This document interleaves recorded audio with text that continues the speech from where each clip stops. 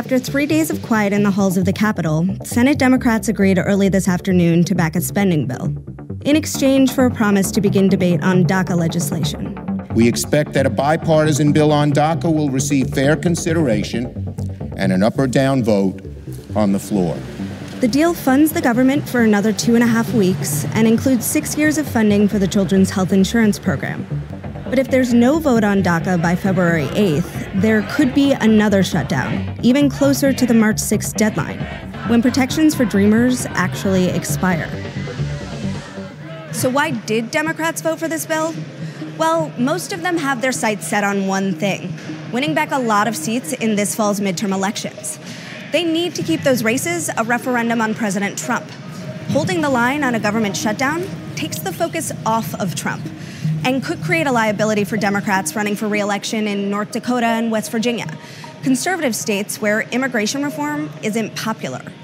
Better to keep the government open and show you're committed to getting things done. 33 Democrats voted yes. The block of no votes was heavily populated with Democrats who may be running for president. Their top priority is showing loyalty to the Democratic base, including the Dreamers.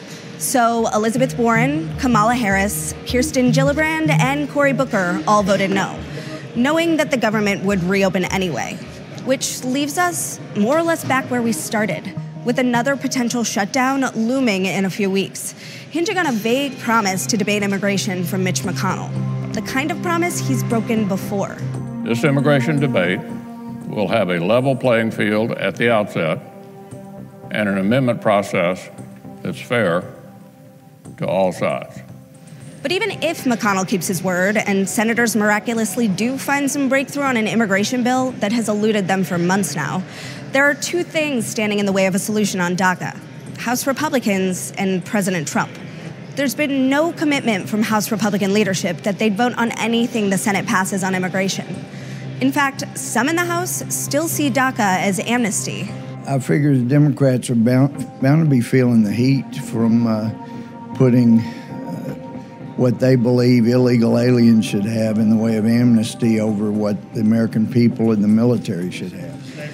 And then there's the president, who's been the biggest question mark in all of this. When he got involved in the negotiations, he fumbled them at every turn, with the shithole comments and by backtracking on his own demands. He's been MIA during the shutdown, but for some in his own party, that's been a relief. What has been difficult is dealing with the White House and not knowing where the president is. And that was what was holding us back and holding Mitch McConnell from his commitment to move to the floor.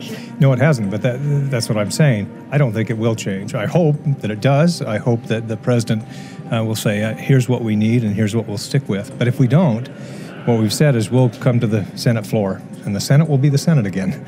And we'll pass something and then see if the president likes it.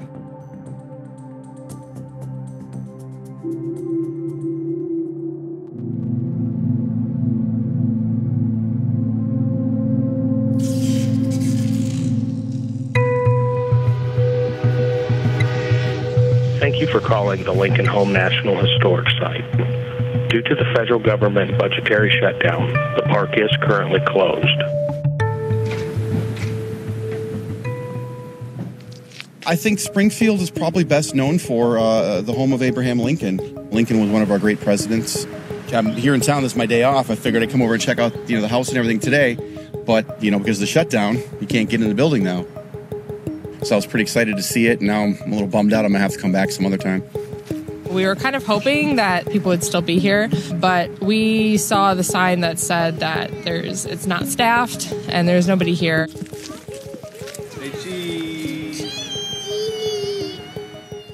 Came all the way from northern Michigan, 450 miles, and the door's locked. And I thought, Sunday is a good time. Seems like you should be able to go in there at any time and see Lincoln's home. I would blame the leader of our country. He is the leader of our country and should do everything they can to avert such a crisis. Step in. It's really hard to understand whose fault it is. They're both blaming. They're doing one of these. If you read conservative news, they're going to tell you that it's the Democrats. And you read liberal news, they're going to tell you it's the conservatives. So Democrats I don't think they want to negotiate. They want it all their way or not.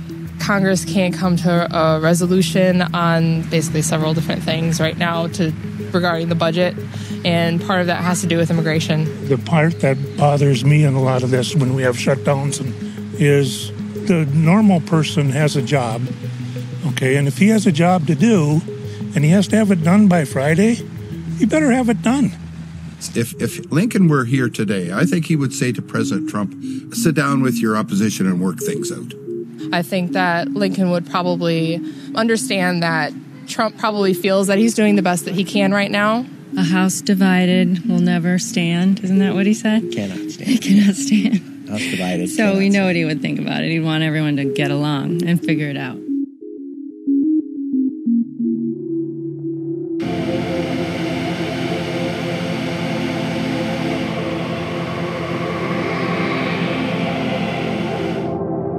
Most of the employees of the Lincoln home didn't work this weekend, but the federal government is full of people who are expected to show up at work during a shutdown, even if they're not going to get paid for it.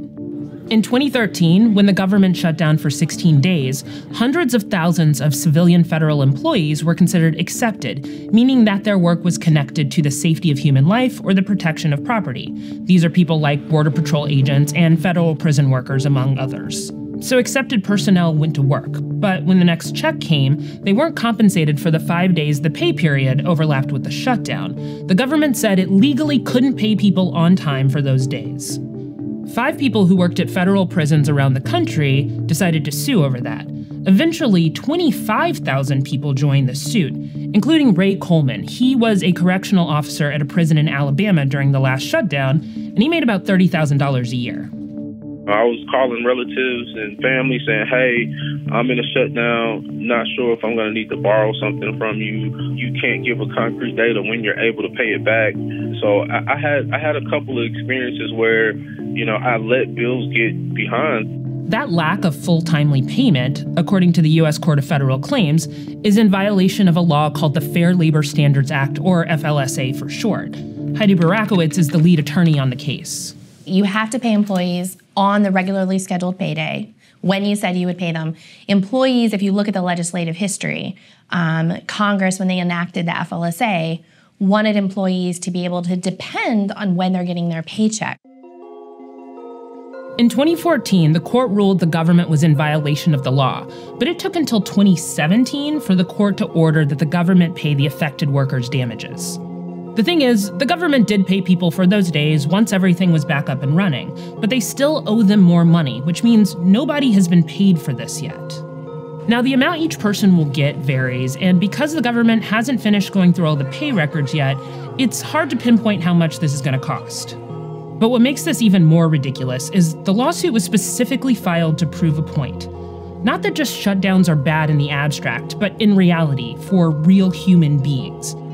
You hear about, the parks are closed, the Statue of Liberty's closed. But you don't realize the thousands and thousands of workers who no longer have a paycheck or who are forced to sit at home and not get a paycheck. And these people actually want to go to work. Stop using us as chess pawns in your political chess game.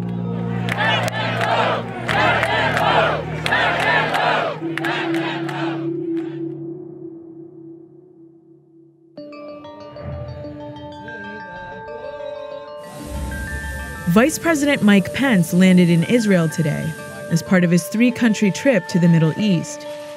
In the weeks ahead, our administration will advance its plan to open the United States Embassy in Jerusalem. And that United States Embassy will open before the end of next year. Pence is the most senior U.S. official who's gone to Jerusalem since President Trump formally recognized the city as Israel's capital. Many leaders around the world have criticized that decision, and it led Israel's coalition of Arab lawmakers to protest Pence's visit today. But the VP, who's an evangelical Christian, could count on a base of strong supporters for the visit, his fellow evangelicals. You know, like you're in Noah's Ark, and the flood comes, and you have to listen to thousands of people dying, but you got to stay in the ark. You could have jumped ship. The ark is that which saves you. Remain in it. At the King of Kings ministry in downtown Jerusalem, worshippers are preparing for the end of days. This is a mixed congregation. The majority are Israeli, but around 40% are Americans. Among them is Drew Powell, who runs the ministry's social media platforms. He moved here from Atlanta, Georgia 2 years ago. I think for Christians coming to Israel, I think it really awakens something inside of them. They're kind of like, oh shit, what I believe in is actually real. You know, what I was taught to believe or what I find as truth is really, it's real, it's here. There are hundreds of American evangelical Christians living in Israel, and they're as invested as Israel's government is in Jerusalem being named Israel's capital. That's because they believe in a biblical prophecy that Jesus will rise again here, preceded by an apocalyptic end times, once Israel is fully returned to the Jewish people. What I believe in and read in the Bible, it talks about Jerusalem is the capital of Israel. For me, whether it's said by the most powerful leader in the world or not, it already was. White evangelicals helped send President Trump to the White House. 81% voted for him in 2016. So Pence's visit is a moment for American evangelicals here to celebrate the power and influence they now wield. This is the multi-million-dollar Friends of Zion Museum. Can you imagine how impossible this promise must have seemed to Abraham? This museum was created to fight anti-Semitism, to fight against BDS, and to stand up for the Jewish people in every possible way. It tells the story of the role that Christians played in creating the State of Israel. We call this next presentation Lights in the Darkness. This is to give you the feeling of what it's like to hold someone's life in your hands. It has at least 5 million members in the US alone, many of whom donated big money to the project. So the first thing that we've done on the global stage is we have given a Friend of Zion award to world leaders. This is the award? That's Donald Trump. Yes, it is, and Vice President Pence. So he was given the award? President Trump was given the award immediately after his declaration of the State of Israel. So. The museum reflects a growing political alliance between Israel and Christian evangelicals, an alliance Israel's government has been actively cultivating too. The Christian Friends of Israel, you are always there for us. We have no better friends on earth than you. Netanyahu is a masterful tactician, but he's also a strategist. Dan Sederman is an attorney and Jerusalem expert who's advised every US administration since Clinton on its Israel policy, including the Trump team. Things that Netanyahu is capable of doing today in terms of settlement expansion and the occupation of the West Bank are things that he could not have done 10 years ago. And those who have empowered him to do so, one of those groups are the evangelical Christians in the United States. At a charity soup kitchen in Jerusalem, the alliance between Israeli Jews and American evangelicals is on full display. Rabbi Tuli Weiss and evangelical Hawaii native Donna Jolie run Israel 365, an organization that brings in evangelical tourists and donations from evangelicals to pro-Israel causes. They credit the Trump administration for boosting a market already worth hundreds of millions of dollars a year. So you're saying that Trump coming to office has had a real impact on the ground? Israel had its greatest year of tourism ever in its 70 years of history. And as far as evangelicals are concerned, Trump's Israel policy is a destiny fulfilled. We read the scriptures, we see what the promises that have been queued up for thousands of years are actually happening. So it's it's not a myth or it's not and it's so dramatic that it's undeniable.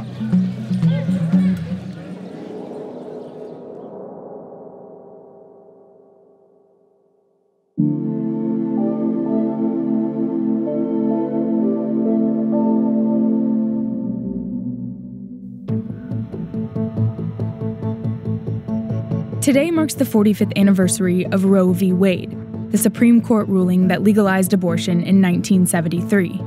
But almost 50 years later, access to abortion has become increasingly difficult for the more than half of American women who live in states that don't support it.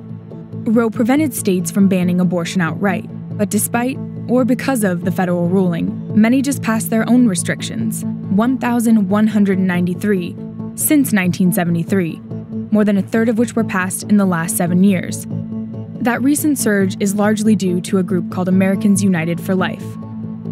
Americans United for Life is the legal arm and the legal architect of the pro-life movement. We provide that legal support, drafting the bills, working in courts to help defend those bills. Catherine Glenn Foster is the president of the AUL. The group brings in around $4 million a year in donations, mostly from religious organizations and private donors.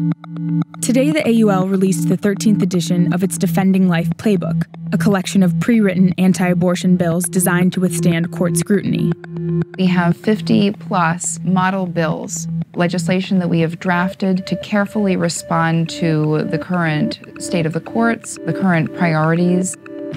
How are you considering what laws will work in what states? Well, I think we can all agree that every innocent unborn life deserves to be protected. So we start with that mindset, and then we look at the state's constitution, at their laws, at their court rulings, and just examine what might be successful for that state.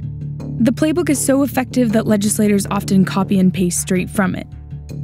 The phrase, "deceased unborn infants deserve the same respect and dignity," appears nearly word for word in AUL legislation and in a new Idaho law.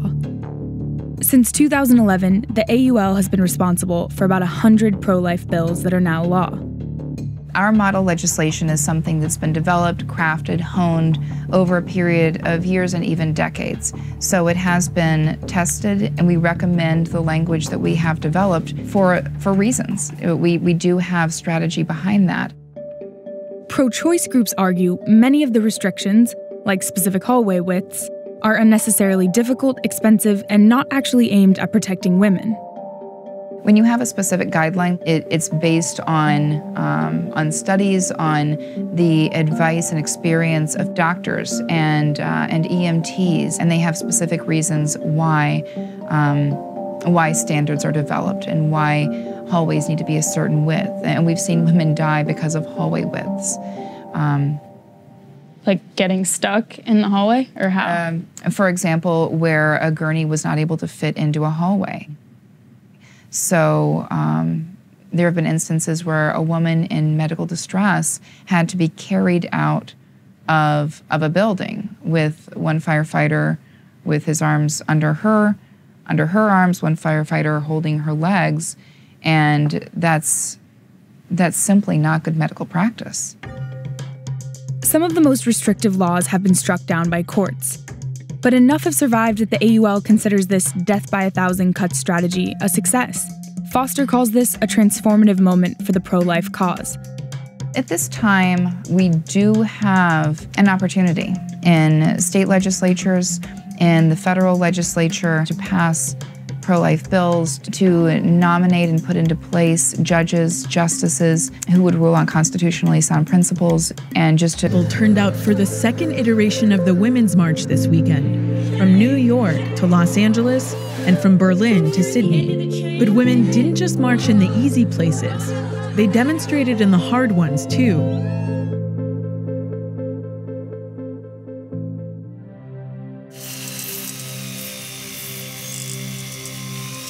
Joni Mack is a silversmith in western Wyoming. She runs a small jewelry business from her garage. She's never been an activist, but after Trump's inauguration last year, she organised Pinedale's Women's March, and she's doing it again this year. Oh, this is from the Women's March 1.0? Yes, okay. That's the sign that I carried last year. That's why it's a little mangled. Less than 2,000 people live in Pinedale, and in this small conservative town, having progressive views can be difficult. If Hillary Clinton... A victory, but she doesn't know if the momentum will hold. I had visited with a couple of other people, and they're like, well, that's interesting, you know, it seems kind of gutsy to march in Pinedale. And I thought, I don't care, I'm going to do it. Wyoming has progressive roots. Its nickname is the Equality State because it passed the country's first women's suffrage bill back in 1869. But Wyoming has long been a deep red state, a remote place where people like being far away from the federal government. There are less than 5,000 registered voters in all of Sublette County, where Pinedale is the largest town. 77% of the county voted for Trump. Joni didn't, But she isn't a Democrat either. Well, I'm a registered Republican, which seems sort of at odds with my activism, and it really is. But there is a strategy behind it. To be able to call the senators and the representative, I think there's strength in saying, I'm a registered Republican, I'm a lifelong Republican, and I don't agree with what you're doing. Did you guys know that there was going to be a women's march in Pinedale? No. No. If you had known, would you have participated? No. Women do the same jobs we do, so what more do they want?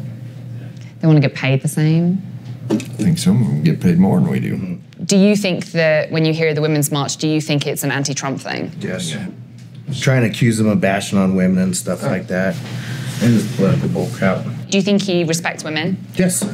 All the way.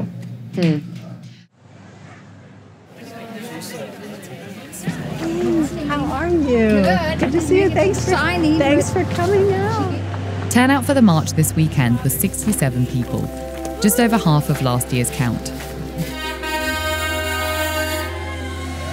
Is this a town where people talk about their politics openly? They do talk about their politics openly, but a lot of them expect you to be aligned with them. It's just like, boy, he's doing a great job.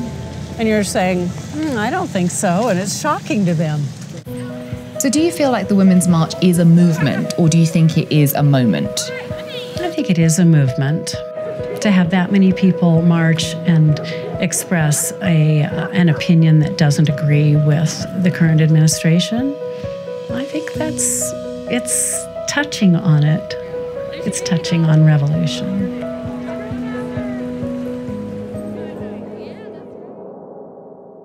That's Vice News Tonight for Monday, January 22nd.